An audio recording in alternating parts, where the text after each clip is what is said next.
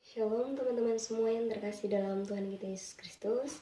Perkenalkan, nama saya Jensa Januaria Katarina Omeni dengan NIM 71 dari 22102. Bersama dengan teman-teman kami dari kelompok 3 mengucapkan terima kasih untuk kesempatan kali ini dapat mempresentasikan hasil kerja kami yang kedepannya akan membahas 6 topik mengenai pergaulan hidup di dalam gereja lama, gereja dan dunia pengambatan dan perdamaian, gereja negara, pertingkaian tentang logos, perselisihan tentang kedua Tabiat Kristus, dan juga gereja Ortodoks Timur.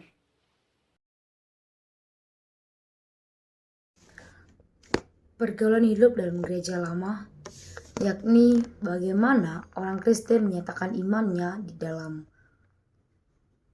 pergaulan mereka dengan orang kafir. Namun harus melihat pandangan kita kepada kaum pendiri Kristen justru pada masa di dunia yang bukan Kristen agamanya masih dihina, nyatanya dengan terang inilah hidup istimewanya. Derajat kebajikan kaum Kristen yang suci, murni dan jujur berbeda dengan kejahatan pada masa itu. Berbuat zina, terlarang keras, menggugurkan buah kandungan, membuang anak dan sebagainya. Ketika batas antara gereja dengan dunia yang bukan Kristen makin kabur, namun perbedaan derajat dan kebajikan itu tetap pada persekutuan hidupnya. Rumah tangga dalam bab ini dijunjung tinggi dalam jemaat Kristen. Meskipun tidak kawin atau lajang, mereka lebih dianggap suci dipandang oleh masyarakat itu. Kaum wanita juga dihormati dan para suami istri yang sudah meninggal salah satunya dipandang kurang patut jika menikah untuk kedua kalinya. Rumah tangga juga dipandang sebagai persekutuan agama yang erat pertaliannya, serta anak-anak di dalam Kristen dididik untuk terus menghormati dan mengasihi orang tuanya. Orang Kristen harus dianjurkan dan diajar untuk mereka yang memiliki kekayaan yang berlimpah, mereka terkait untuk melakukan hal yang patut untuk dipakai seperlunya dalam rumah tangga mereka sendiri. Tidak boleh dihamburkan. Milik itu adalah pinjaman dari Allah. Anggota jemaat sadar dan ingat bahwa ia bertanggung jawab atas selaku hamba Tuhan, dan sebagai orang Kristen tak boleh hidup mewah. Perabotan makanan harus hidup sederhana dan segala kelebihan harus diserahkan kepada yang berkekurangan. Perbudakan orang Kristen pada masa itu memandang perbudakan sebagai hal yang wajar dan biasa. Mereka mempunyai budak dan dinasihati supaya melayani tuannya dengan patuh, tulus, ikhlas, dan sabar, sehingga nasib budak orang Kristen jauh lebih baik daripada nasib orang budak kafir. Tetapi yang lebih penting di lingkungan jemaat sendiri, kita tidak boleh ada perbedaan antara tuan dan budak, melainkan semua bergaul layaknya selakunya dalam saudara. Dan menurut perkataan Paulus bahwa di dalam jemaat tidak ada hamba ataupun orang merdeka. Segala jabatan di dalam sidang jemaat terbuka bagi budak itu. Uskup Kalicius Roma adalah seorang bekas budak. Kemudian gereja angkat suara supaya perbudakan dihapuskan sama sekali. Pergaulan umum. Pergaulan masyarakat bergaul sangat dipengaruhi oleh agama kafir. Tiap pertemuan keluarga disertai persembahan kepada dewa-dewa, menyebabkan kaum kafir tak mau ambil alih dalam bagian. Kedemikian perbudakan bekerja dan pengangkat barang bagi orang Kristen seperti gladiator, aliketon, serdadu, dan pegawai negeri. Panitia dilarang budak bukan saja karena jabatan itu berhubungan dengan kekejaman penumpangan darah atau perang. Pengalaman pada tahun 250 jemaat di Roma yang waktu itu belum banyak anggotanya yang kaya memberikan sokongan pada 1.500 orang untuk beramal, dan bagi mereka yang ketimpa bencana dapat memberikan pertolongan yang kita bagi yang mampu. Perawatan orang sakit. Umat Kristen pada waktu itu memperhatikan nasib orang sakit. Perawatan orang sakit yang sangat peduli diserahkan kepada janda-janda, sedangkan melihat dan memelihara hidup mereka menjadi tugas khusus syamas. ada yang mendapatkan karunia istimewa untuk membuang setan dalam nama Yesus. Mereka dinamai Eskorsis. Gereja dan dunia, penghambatan dan perdamaian.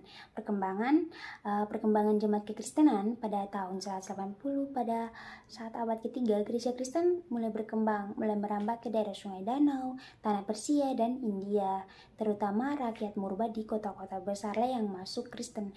Namun ketika pada saat gereja Kristen mulai membesar, maka ini akan menjadi masalah politik yang sulit bagi negara, karena menurut Kekaisaran Romawi itu bukanlah suatu kesatuan secara bangsa atau kebudayaan, namun yang diakui oleh sekian banyak penduduk adalah satu ilah, satu negara, dan satu kaisar.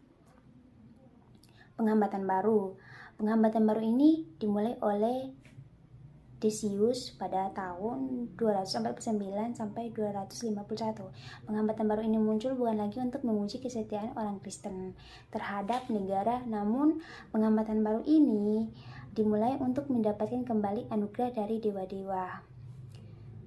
Penghambatan ini dilakukan di seluruh kekaisaran negara, namun di sini bukan pejabat yang diwajibkan membawa korban kepada dewa-dewa saja, namun mereka juga harus membawa korban persembahan kepada kaisar.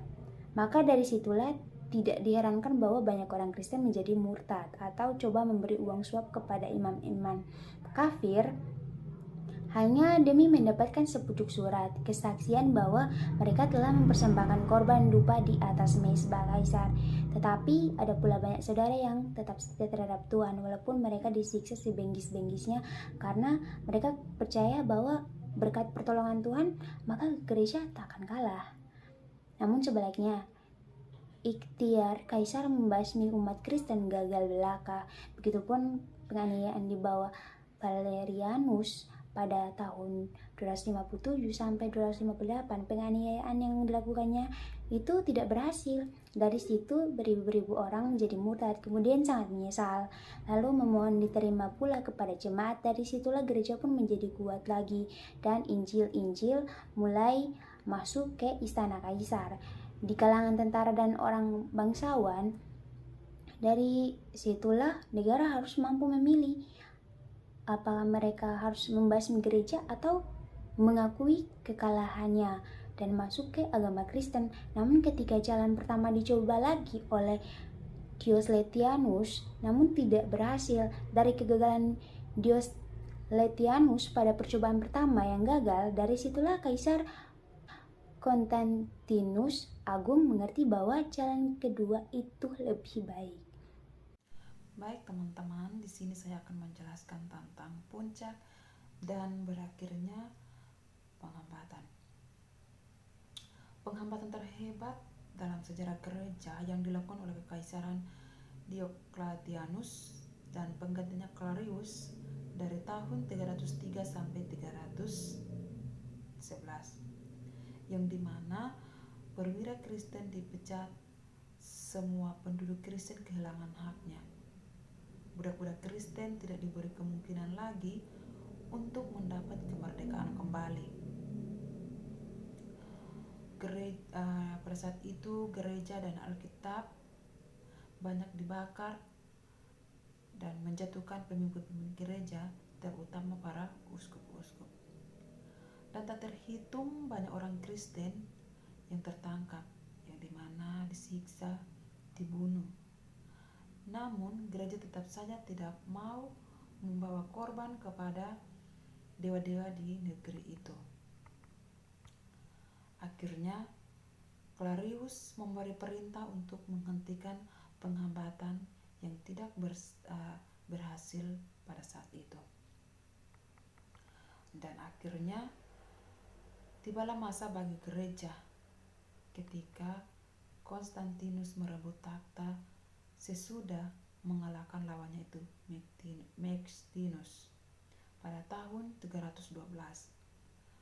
Ia memerintahkan Kekaisaran Romawi bagian barat. Namun ia memulai pertempuran. Konstantinus mendapat suatu penglihatan, yakni sebuah salib yang gemilang di udara dengan tulisan "Menanglah dengan perantara tanda ini." Dan pada saat itu Konstantinus telah masuk ke Kristenan pada tahun 312. Tidak lama kemudian iparnya Lecinius merebut kekuasaan di sebelah timur kekaisaran pada saat itu, sehingga keduanya mengeluarkan edik atau keputusan yang dimana menetapkan gereja mendapatkan suatu pembebasan sepenuhnya, sehingga mulai pada saat itu ada perdamaian antara gereja dengan negara. Berikut ini saya akan menjelaskan tentang gereja dan negara. Maksud dari Konstantinus ialah gereja diperhubungkan erat-erat, sebab itu ia berusaha membasmi semua gereja sekta di luar gereja Katolik seperti sekta Marcion, Montanus, Novatianus, dan lain-lain. Tetapi agama non-Kristen atau agama kafir dibiarkannya dulu, sebab ia yakin bahwa agama tersebut akan lenyap dengan sendirinya oleh pengaruh agama Kristen. Kaisar Julianus yang murtad di mana pada saat itu ia menjabat sebagai kaisar, ia punya keinginan. Pertingkaian atau perselisihan tentang logos ini terjadi akibat adanya perbedaan pandangan atau pemahaman mengenai logos itu sendiri, di mana ada ajaran Origenes sebelumnya yang menyatakan bahwa logos sebagai zat yang setengah Allah atau Allah kedua ini yang kemudian terus merajalela di dalam gereja, dan kemudian disadari oleh gereja bahwa pandangan ini adalah ajaran yang sesat. Nah, kemudian hal ini juga yang diperdebatkan oleh Arius dan Origenes, di mana kedua pihak ini saling berbantah-bantahan mengenai logos tersebut dengan pemahaman teologis mereka masing-masing. Nah, melihat hal tersebut akan membawa dampak buruk bagi keesaan gereja negara, akhirnya Konstantinus mencari jalan keluar dengan mengadakan suatu konsili Oikumenes di Nicea dengan tujuan untuk memberikan jalan keluar atau perdamaian bagi kedua belah pihak yang saling berbantah-bantahan ini dengan merumuskan suatu wujud tentang logos itu. Bagaimanakah bunyi yang diterima oleh konsili itu? Mereka setuju bahwa logos atau anak homoousios itu dengan Bapa sebenarnya istilah itu berarti sezat atau sehakikat. Maksud kaisar ialah supaya segala golongan dapat menafsirkan homoousios sesuai dengan pikiran mereka masing-masing. Dengan itu ketentraman gereja dan negara akan terjamin. Namun berbeda dengan Athanasius yang mulai mempergunakannya sebagai senjata dalam perjuangannya melawan pengaruh filsafat Yunani dalam teologi Kristen. Nah, perjuangan Athanasius. Nah, tentang relasi antara logos dengan Allah belum diselesaikan. Sekalipun jemaat Roma berpihak atau memihak kepada Athanasius, tetapi lawan-lawannya banyak dan juga berkuasa pula. Nah, meskipun sudah berkali-kali diadakan sinode tentang hal itu, namun terus timbul kesulitan bagi golongan Athanasius yang ortodoks itu. Akhirnya Athanasius kembali mempergunakan rumus homoousios yang sudah diterima di Nicea, di mana hasil keputusan Nicea dan Konstantinopel nampak dalam tegas dalam pengakuan Nicea yang dikalimatkan pada masa itu, yang mengaku tentang Kristus. Aku percaya kepada satu Tuhan Yesus Kristus, anak Allah yang tunggal, yang lahir dari Sang Bapa. Hakikat kedua tabiat Kristus. Yang pertama itu pokoknya. Pada abad yang keempat itu, gereja telah menetapkan pengakuannya tentang keesaan dan kesamaan hakikat Kristus dengan Bapa. Karena gereja insaf bahwa manusia hanya dapat diselamatkan oleh Kristus apabila ia sungguh-sungguh dengan Allah. Perbedaan pemikiran masalah ini mengacaukan pikiran banyak orang Kristen, mulai dari abad yang kelima. Yang kedua, Apollinaris. Ia mengajarkan bahwa Kristus telah menjelma dengan beroleh tubuh dan jiwa manusia. Ajaran ini ditolak oleh Konsili Konstantinopel 381. Karena jika demikian, tentulah Kristus tidak menjadi manusia sungguh-sungguh. Dan jika ia bukan manusia sungguh-sungguh, mustahil kita manusia dipersatukan pula dengan Allah dan Kristus. Yang ketiga, Nestoris dan Kirilus. Pada tahun 428, masalah ini mulai diuraikan sedalam-dalamnya oleh Nestorius. Sebab itu, Nestorius juga mengajarkan bahwa Yesus akan menjadi sebuah rumah kudus bagi Logos. Kirilus Patrik Alexandria dengan temannya, yaitu golongan Alexandria Konsili Ekumenis yang ketiga, yaitu Efesus. Pada tahun 431, ajaran Nestorius itu ditolak oleh gereja Nestorius dibuang. Yang keempat, keputusan Konsili Kanskeldo. Pada tahun 448, memiliki perselisihan ini mulai berkorban lagi, tak kalah seorang sarjana teologi yang bernama Theodskes mengajarkan bahwa sebenarnya Kristus hanyalah bertabiat saja. Tetapi keputusan ini tidak disetujui oleh Oskup Roma, yaitu Leo I. Yang kelima, perpisahan dalam gereja timur. Gereja di negeri Mesir dan Syria menolak keputusan Chalcedon pertama-tama sebab mereka tidak menyetujui secara teologia, dan kedua karena mereka tidak suka takluk lagi kepada titah kaisar.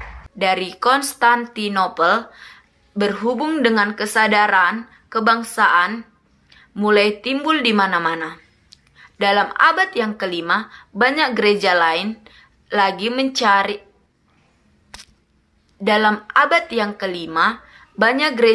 lagi mencari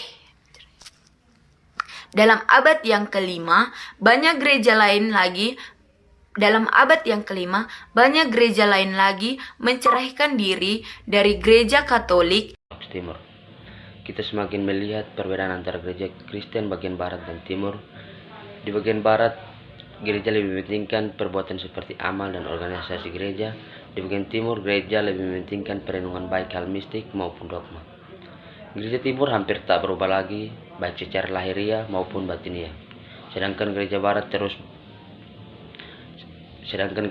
terus berkembang dalam suasananya maupun ajarannya. Di sini gereja timur menyebut dirinya gereja ortodoks atau gereja Katolik.